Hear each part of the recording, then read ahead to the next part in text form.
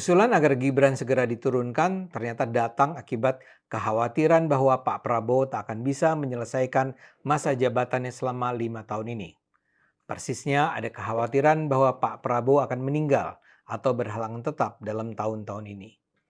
Yang bilang begini adalah mantan Kepala Badan Intelijen Negara Sutioso. Mantan Gubernur Jakarta ini menyatakan mendukung penuh tuntutan Forum Purnawirawan Prajurit TNI pada 17 April agar Gibran segera diganti. Sebagaimana dikutip dalam kanal YouTube Hersubeno Point, Sutioso bilang, kita doakan Presiden Prabowo Subianto selamat, sehat bahkan 1 periode lagi.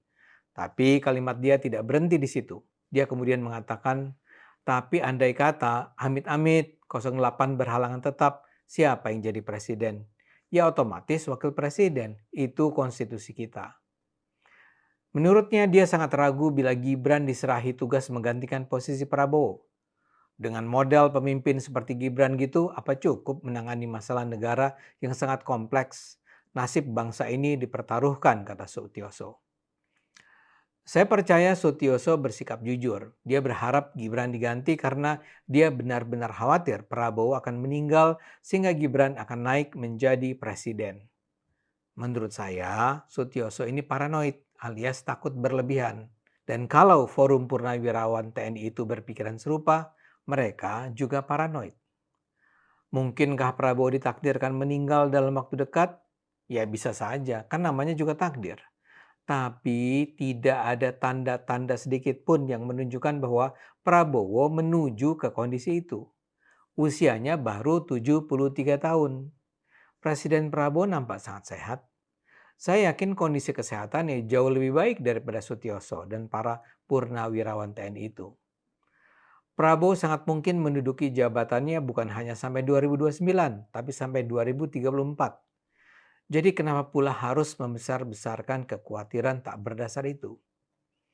Di sisi lain, kalaulah memang Prabowo terpaksa berhalangan tetap, munculnya Gibran sebagai pengganti adalah memang konsekuensi yang tak terhindarkan yang sudah harus dipikirkan ketika dulu bangsa Indonesia memilih Prabowo Gibran sebagai pasangan presiden wakil presiden.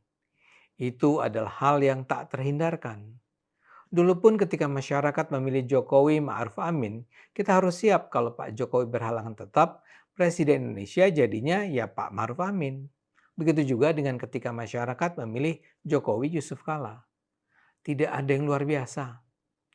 Yang jadi luar biasa dan mengganggu adalah ketika kekhawatiran berlebihan itu diwujudkan menjadi gerakan politik yang mengadu domba bangsa.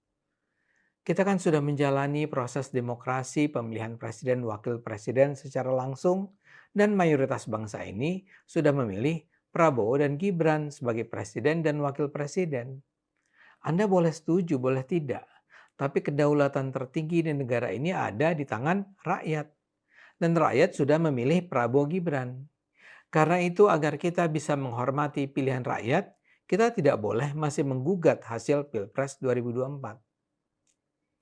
Sedemikian absolutkah hasil Pilpres tersebut? Tentu saja tidak. Tetap ada kemungkinan untuk misalnya mengganti presiden atau wakil presiden yang sudah dipilih melalui Pilpres. Tapi pergantian itu harus tetap dilakukan secara konstitusional. Tentu saja kalau ada alasan yang cukup kuat, penggantian bisa dilakukan. Sesuai konstitusi ada 3 alasan yang bisa menyebabkan Gibran diturunkan. Alasan pertama, bila dia melakukan pelanggaran hukum atau pidana.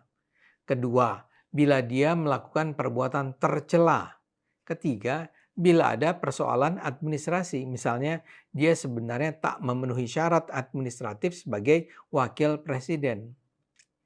Alasan pertama dan kedua sama sekali tidak bisa digunakan. Gibran jelas tidak melakukan pelanggaran hukum atau pidana dan juga tidak melakukan perbuatan tercela.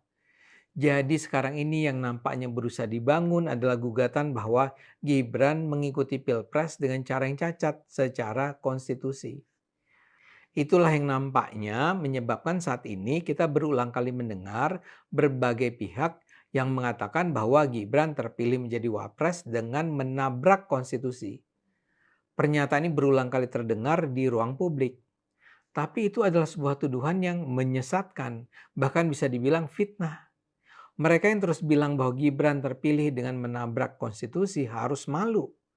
Gibran kan terpilih dengan mengikuti konstitusi yang berlaku.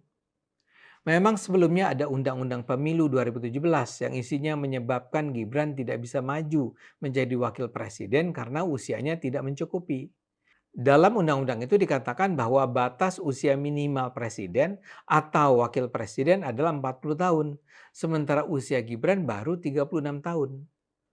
Tapi undang-undang itu diubah oleh Mahkamah Konstitusi pada 2023 karena adanya permohonan masyarakat.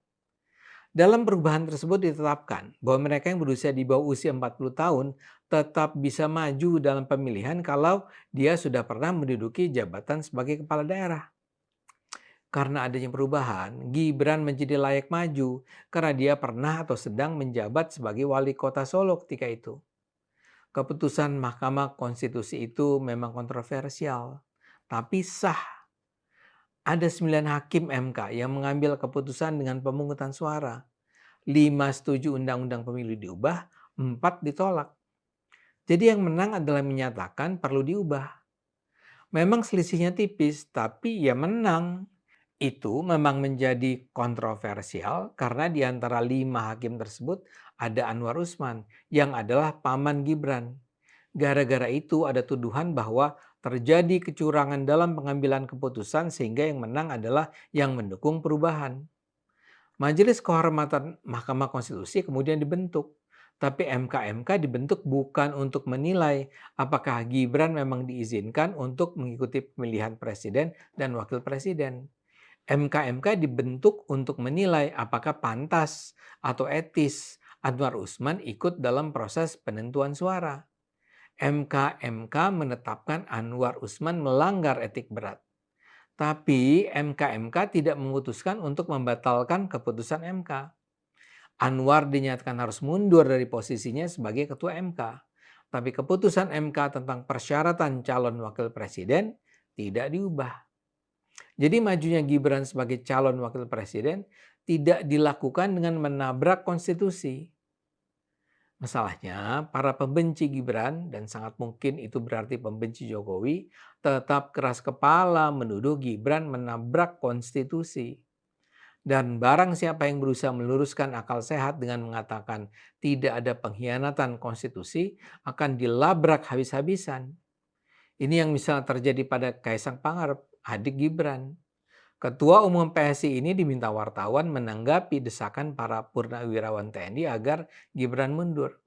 Kaisang bilang desakan untuk melengsarkan Gibran itu justru yang bertentangan dengan konstitusi karena Gibran kan terpilih dengan cara yang mengikuti konstitusi. Menurutnya Prabowo dan Gibran dipilih langsung oleh rakyat sesuai dengan konstitusi.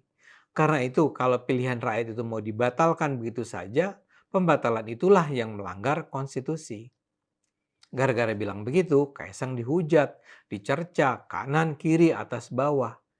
Gibran dicerca sebagai anak haram konstitusi yang dihasilkan dari proses yang mengkhianati demokrasi. Menurut saya apa yang terjadi dalam kasus Gibran ini memberi pelajaran berharga buat masyarakat. Ya, halo teman-teman, kembali lagi bersama saya di channel ini, channel Indonesia 2045 yang membahas seputar politik. Ya, teman-teman, tadi menarik ya logika Bung Ade Armando, yaitu mengenai baru-baru ini kita mendengarkan informasi ada tuntutan dari purnawirawan TNI ya menuntut wakil presiden itu segera diganti melalui MPR.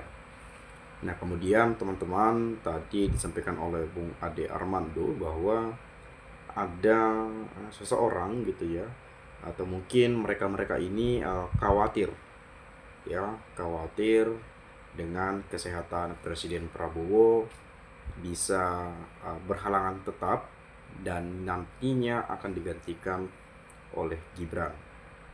Dan jelas mungkin banyak yang ragu kepada Gibran.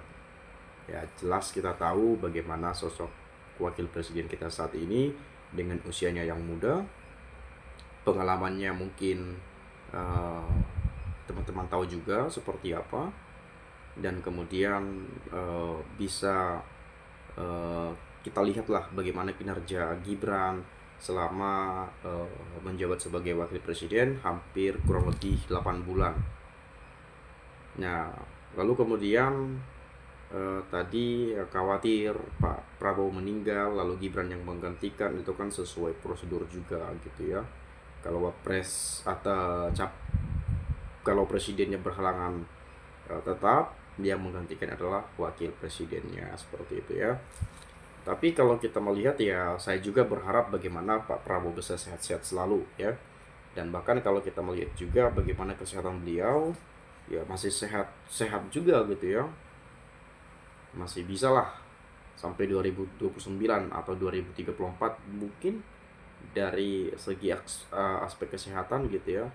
Ya meskipun memang usianya sudah tua gitu ya, sudah lanjut usia, sudah 73 tahun, dan itu menurut saya juga usia yang sudah sangat luar biasa ya. Itu sudah termasuk anugerah juga ya di zaman sekarang ini gitu ya.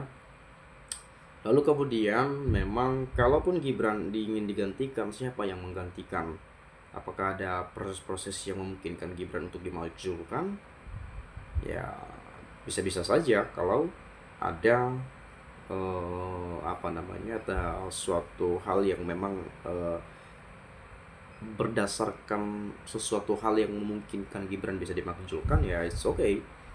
Ya sah-sah saja sebetulnya kalau memang ada dasarnya seperti itu ya.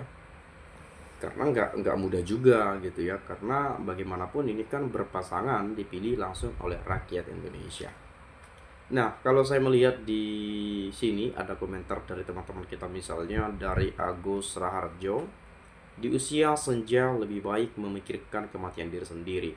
Apakah sudah siap bila tiba-tiba dipanggil yang kuasa daripada memikirkan dan mengkhawatirkan kematian orang lain? Terpilihnya Prabowo Gibran sebenarnya sudah takdir Allah juga. Jangan juga mempertanyakan apalagi menentang takdir. Monggo bersama-sama istighfar. Saya doakan Pak Prabowo sehat panjang umur untuk memimpin negeri ini menuju Indonesia lebih baik. Sangat disayangkan Pak Tri yang dikagumi dan juga banyak purnawirawan lainnya tanpa sadar ikut masuk perangkap barisan sakit hati. Alih-alih berdalih melanggar konstitusi, maka Gibran harus mundur. Malah justru niat pembangkang dan makar inilah yang sudah pasti ingin melanggar konstitusi dan kedaulatan mayoritas rakyat. Jika memang khawatir kualitas Gibran yang masih muda, kurang pengalaman memimpin negara, maka harusnya para sepuh dan tokoh lebih baik berpikir bijak, yakni ikut turun memberi nasihat dan masukan jika Gibran hendak mengambil keputusan penting. Dan juga jika Gibran presiden, sudah tentu banyak dewan penasehat dan pertimbangan di sekitarnya, termasuk para menteri. Jadi apa yang dikhawatirkan? Apa hanya berniat bikin gaduh dan mengganggu stabilitas politik? Apa sesungguhnya sasarannya kepada Prabowo tapi tak berani? Jadinya selalu Jokowi dan Gibran yang jadi sasaran sebagai batu loncatan. Saya sebagai masyarakat mencoba berpikir positif saja. Kita Indonesia tentu punya tim dokter terbaik untuk menjaga kesehatan Pak Prabowo. Kita rakyat optimis dan yakin untuk kesehatan Presiden Prabowo. No worries. Soal statement mantan Jenderal Purnawirawan bahwa Pak Prabowo tidak mampu memimpin selama 5 tahun, desakan untuk copot Gibran, takut Gibran menggantikan Presiden, Gibran dinilai tidak capable, apa tadi? Pokoknya tidak bisa lah gitu ya. Tidak capable gitu ya. Itu terlalu berlebihan, overthinking ya. Aneh sekali meributkan kekuasaan, seharusnya mereka memikirkan Indonesia terbebas dari korupsi. Nah ini juga nih ya, sebetulnya ini saya lebih setuju juga nih daripada mempersoalkan hal-hal yang seperti yang kita dengarkan akhir-akhir ini gitu ya. Misi Suti dengan mantan-mantan tak berguna itu mau merusak hubungan Jokowi dengan Prabowo. Ini kejahatan politik terselubung. Fitnah ijazah Jokowi gagal, bergeser ke Gibran yang diserang. Pokoknya seputar itu haters menyerang dengan serampangan. Ya, seperti itulah teman-teman ya. Kemudian coba kita lihat di sini, rakyat Indonesia sudah melek politik dan sangat paham berdemokrasi. Salah besar kalau para purnawirawan jenderal mengabaikan lebih dari 96 juta suara rakyat pemilih Prabowo Gibran. Para jenderal purnawirawan perlu kiranya belajar demokrasi lagi. Nah, seperti itulah teman-teman ya. Mungkin teman-teman punya pendapat lain juga, boleh silahkan sampaikan di komentar pada video ini. Itu saja, sekali lagi terima kasih, saya mengucapkan salam NKRI harga mati.